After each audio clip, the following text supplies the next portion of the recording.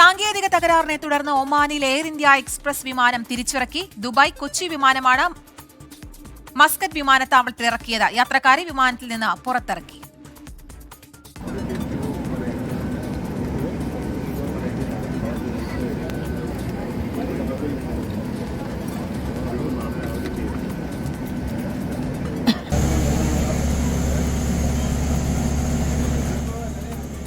വിവരങ്ങളുമായി അരുൺ പാറാട്ട് ചേരുന്നു. അരുൺ, എന്ത് വിശദീകരണമാണ് അധികൃതർ ഇതിൽ നൽകുന്നത്? ഒപ്പം ഈ തകരാർ പരിഹരിച്ച് വിമാനം എപ്പോൾ പുറപ്പെടും?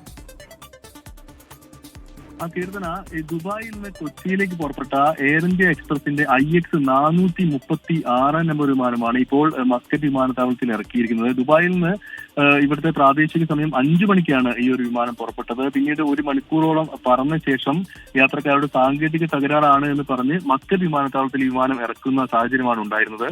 ഇപ്പോൾ അവിടെ ഇറക്കിയ ശേഷം ഒരു 3 മണിക്കൂറിലധികമായി ഈ മസ്കറ്റ് വിമാനത്താവളത്തിൽ തന്നെ വിമാനം പിടിച്ചിട്ടുന്ന ഒരു സാഹചര്യമാണ് ഉണ്ടായിരുന്നത്. പിന്നെ തുടർന്ന് ഈ വിമാനത്തിനുള്ളിൽ നിന്ന് യാത്രക്കാർ ബഹളം വെച്ചു. ഇതേ തുടർന്ന് യാത്രക്കാരോട് പുറത്തിറങ്ങാൻ ആവശ്യപ്പെടുകയായിരുന്നു അധികൃതർ ചെയ്തത്. ഇന്ന് വൈകിട്ട് പുറപ്പെടേണ്ട വിമാനമായതിനാൽ തന്നെ ഉച്ചയോടുകൂടി തന്നെ എത്തിയ ആളുകളാണ് ഈ കുടുങ്ങിയിരിക്കുന്നത്. 200-ലധികം ആളുകൾ ഇപ്പോൾ വലിയ ദുരിതത്തിലായിരിക്കുകയാണ്. ഇതിൽ സ്ത്രീകളുണ്ട്, കുട്ടികളുണ്ട്, പ്രായമായവർ അടക്കമുണ്ട്. ഇവരെല്ലാവരും ഇപ്പോൾ മസ്കറ്റ് എയർപോർട്ടിൽ കുടുങ്ങിയിരിക്കുന്ന സാഹചര്യമാണ്. അടിയന്തരമായി നാട്ടിലെത്തേണ്ട ആളുകളാണ് ഇപ്പോൾ ഈ അവസ്ഥയിൽ ദുരിതത്തിലായിരിക്കുന്നത്. ബന്ധുക്കൾ മരിച്ചതിനെ തുടർന്ന് നാട്ടിലെത്തേണ്ട ആളുകളും ഈ വിമാനത്തിൽ ഉണ്ട് എന്നാണ് നമുക്ക് ലഭിക്കുന്ന വിവരം. ഈ യാത്ര ഇപ്പോൾ ഈ ഒരു അവസ്ഥയിൽ തടസ്സപ്പെട്ട ഒരു സാഹചര്യമാണ് ഉള്ളതെങ്കിലും അധികൃതരുടെ ഭാഗത്തുനിന്ന്, എയർ ഇന്ത്യ എക്സ്പ്രസ് അധികൃതരുടെ ഭാഗത്തുനിന്ന് കൃത്യമായ മറുപടി ലഭിക്കുന്നില്ല എന്നുള്ളതാണ് ഈ യാത്രക്കാർ ഇപ്പോൾ പ്രധാനമായും പരാതിപ്പെടുന്നത്. എന്താണ് യാത്ര ഈ ഒരു രീതിയിൽ വൈകുന്നത് എന്ന് അന്വേഷിക്കുമ്പോൾ സാങ്കേതിക പ്രശ്നമാണ് എന്ന രീതിയിലുള്ള ഒരു ഒഴുക്കൻ മട്ടിലുള്ള മറുപടി മാത്രമാണ് യാത്രക്കാർക്ക് ഇപ്പോൾ ലഭിച്ചിരിക്കുന്നത്.